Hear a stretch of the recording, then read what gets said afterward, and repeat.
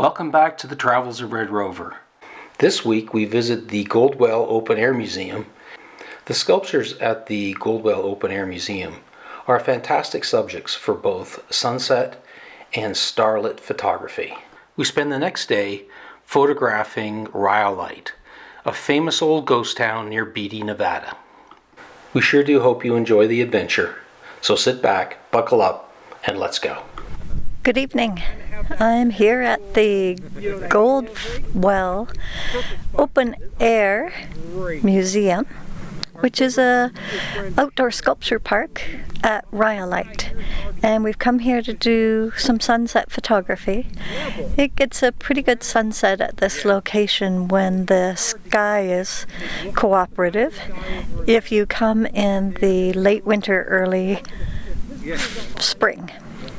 And behind me you can see the museum guest center, which is usually manned on weekends. And then if I turn around, you'll see one of our favorite sculptures here. This is known as the Last Supper. And it's very cool. It's done with forms that look like ghosts. And each of them has like a little bench so that people can go up and pose by them and be part of the sculpture. So we're just trying to get a little bit of sunset photography in before we lose all that sun back there.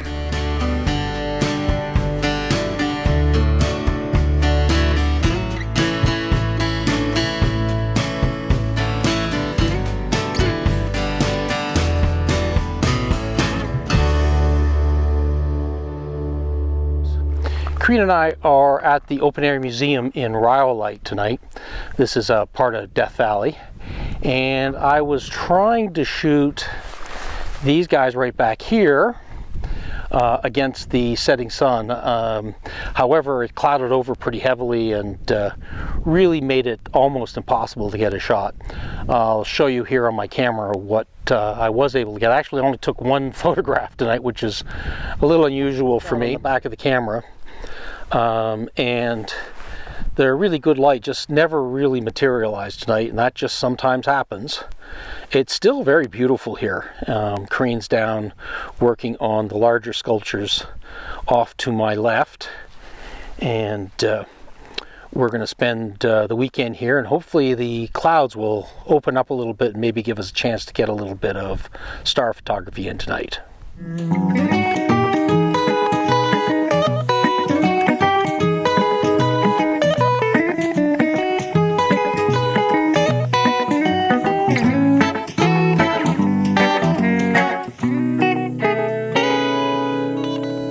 So Karina and I are out here in the middle of the night, getting ready to do a little bit of night photography.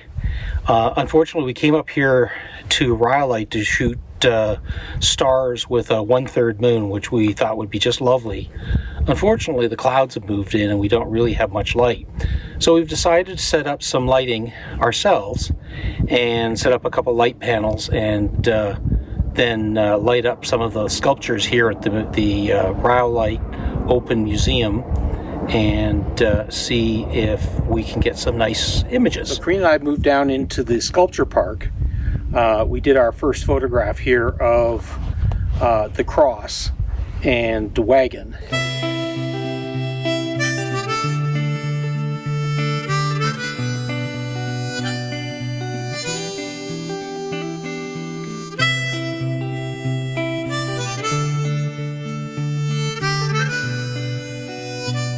So Karina and I moved down into the sculpture park, and we're using a pair of panel lights to light up the sculptures and then photograph the lit up sculptures against the starry sky. As we've moved down and started to work, the clouds have cleared quite a bit, and we now have some really nice stars up behind us. It turned out to be such a lovely evening that Karina and I became quite focused and quite excited about taking images against the starry skies. Unfortunately, we didn't videotape any of it. We hope you enjoyed the photographs.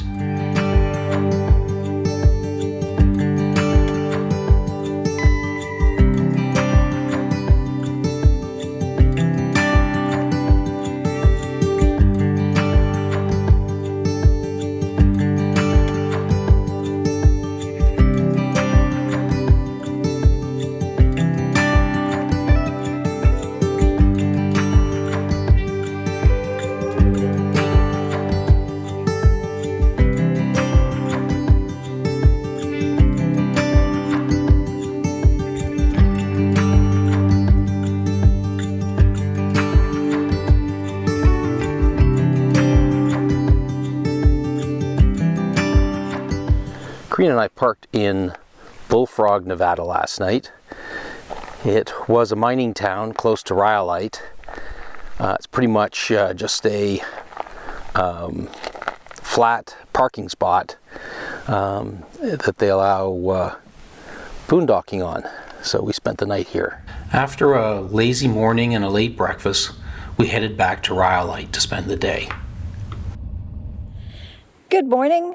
We're here in Rhyolite, the old ghost town of Nevada near Beatty.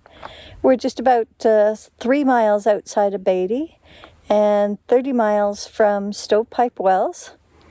This is an old ghost town that is maintained by the BLM as a historic site. And you can get more information about it on the National Park Service website for Death Valley. Today we're going to do a walking tour. The area was first mined in 1904, a gold strike found by Shorty Harris and Ed Cross. And things started booming after that. It was by 1907 they actually had passenger rail service, and today we're sitting outside the old train depot. Not only did they have passenger rail service, but from the gold strike in 1904 to about 1908, 1910, the population grew to about 10,000 people. But by 1912, everybody had pretty much packed up and gone. Now, the buildings we'll see today are mostly concrete structures, and we'll talk about that. But because wood was so rare, when people packed up and left, they took the wood with them to rebuild in new locations. And this is one of the very first cities in Nevada that was the city planners, the city fathers, were really thinking about a permanent city in Nevada, and really had sort of big plans for the city.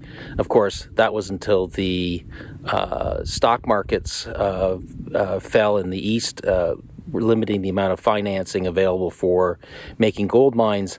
And also they had some significant water problems here in Rhyolite with the competing town of Bullfrog, which is just a short distance away. So, it was kind of one of those classic Western boom bust cities, because they made concrete buildings and banks and schools and things of that sort, we have a pretty good historical record from the time. Yes, and just as additional fact about the place, there's still mining going on. It's owned by Barrick Gold, who's a big company here in Nevada that mines gold throughout the state. So there is a mining setup just to the north of us, closer to Beatty. And the amazing thing is that over the last decade, apparently they've taken out as much as 2 million ounces of gold from the area. So still a very, very big gold producing area, and really valuable for the economy of Nevada. The train depot here is open some weekends during the spring and summer seasons. Must have been a really nice building in its heyday. This is the ruins of the Cook Bank building. It was built in January 1908, and it cost $90,000 to build. It had 3 stories and a basement. In the basement was the post office. The main floor was the bank, and the upper 2 floors were business offices. When it was in its heyday, the building had electric lights, steam heating, and marble floors. This is the Rhyolite School, erected in 1909. It was the second school. By the time the school was completed, most of the students had left Rhyolite because of the downturn in the economy. I'm down at the east end of the street looking up towards the Overbury building and the Porter Brothers General Store. In the heyday of Rhyolite, There were 3 newspapers, electricity, water systems, an opera house, a symphony, baseball teams, tennis courts, swimming pools, undertakers, hospitals, 8 physicians, 2 dentists, 19 lodging houses, 18 grocery stores, and over 53 saloons. It also had a very extensive red light district. Just across from the jail, there's a 2-room building, probably a residence originally. I have heard rumor that this was at one time one of the brothels. This is the remains of the old jail, I guess with 53 saloons and a red light district. It could be very useful to have a jail. So while Corinne's out doing a little video of the town, she's doing a little walking tour of the town and giving us information about what each of the buildings are and what they were used for. The ones behind me were one of the 2 buildings behind me is actually the old jewelry store. And I thought I would come out and do a little black and white photography. So the light is quite flat today, very heavy overcast, but every once in a while the sun kind of peeks through edges of it. So I thought it'd be a great time to come out and do a little bit of black and white photography.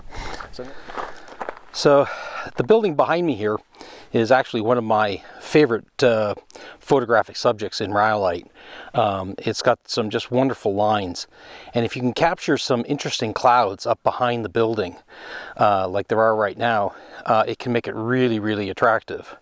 Unfortunately, right now the light is no longer on the building. Just a minute or 2 ago, the light was just absolutely gorgeous as it sort of glowed on the side of the building and really kind of lit it up against the clouds. So I'm going to wait around here for a few minutes and see if I can, if that light will come back, although I'm not real hopeful. There's a big, dark, stormy cloud just going over the sun now, so it may be a while before I get a chance to take this photograph.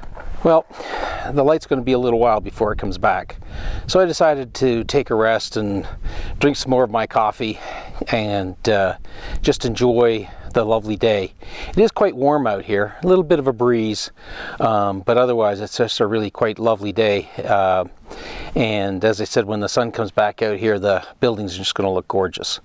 So I'm just going to wait for that to happen. Well, it looks like there's going to be a break in the clouds, which is terrific. So I'm going to go back and get myself set back up again so that I can take that photograph of the building should that light hit. What I'm looking over there is I'm actually keeping an eye on the building to make sure that if it starts to light up, I don't sit here and talk to you while that's happening and miss the photograph.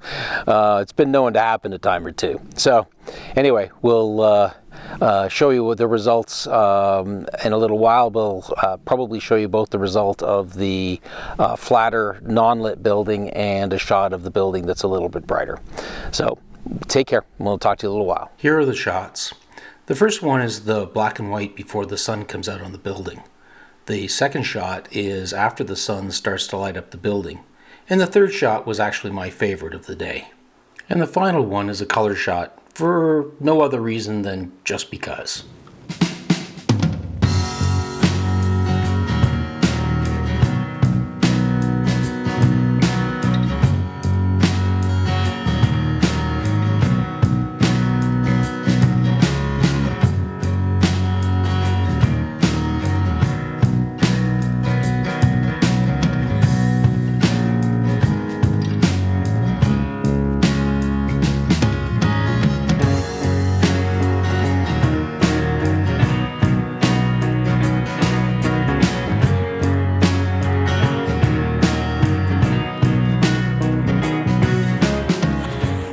Well, we're stopping at the Tom Kelly Bottle House. The gentleman who built it, Tom Kelly, was from Australia, and he built it around 1905, 1906.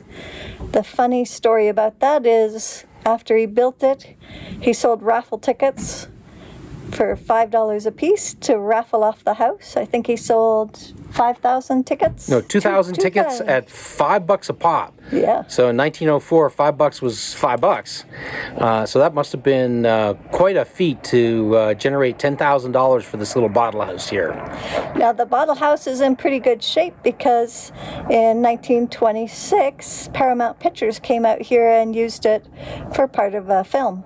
And they, as part of getting the permission to use use the bottle house for their film, they had to renovate it and shore it up. So they really improved the structure in the 1920s, which led to many, many years of use as a combination museum, trinket shop. I think it continued until 1989.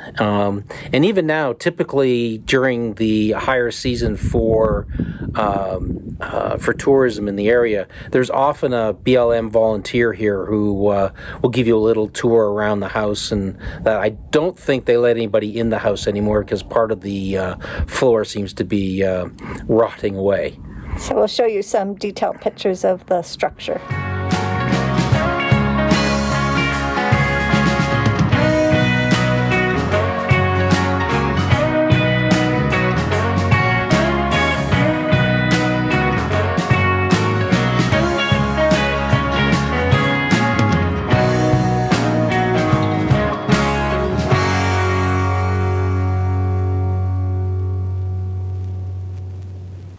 After finishing at the bottle house, we made a quick stop back to the Goldwell Open Air Museum to drop a little donation in the box and to have a little look around before we left.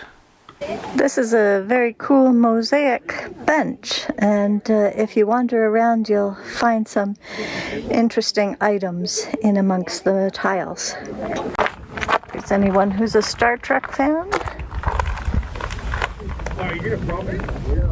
The sculpture is made up of puppets, and it's left out here to the wind and the rain and the elements on purpose.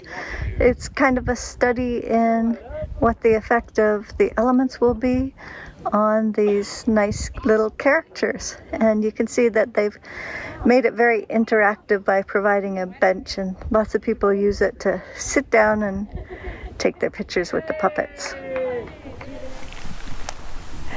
So we're down here at the jail. We've had a great trip here to Rhyolite, and we just wanted to thank you for coming along. We hope we'll see you again soon. Hope you enjoyed the tour and enjoyed the fact that this is one of the nicest maintained ghost towns of Nevada. It really is. If you get a chance to come, it's definitely worth the trip. Make sure you spend a good part of the day here because it's a lot of fun to see this both in the daylight but also as the sun sets. And it's not far from your trip to Death Valley, so add it on and enjoy yourselves here. We hope you enjoyed our video today, and if you did, give us a thumbs up. And if you'd like to see more of our stuff, please subscribe. And of course, if you've got a comment or a thought, please don't hesitate to leave it down in the comment section. And finally, if you want to keep track of when we post videos, please hit that notification button. Thanks so much for coming along. Take care, and we'll see you soon.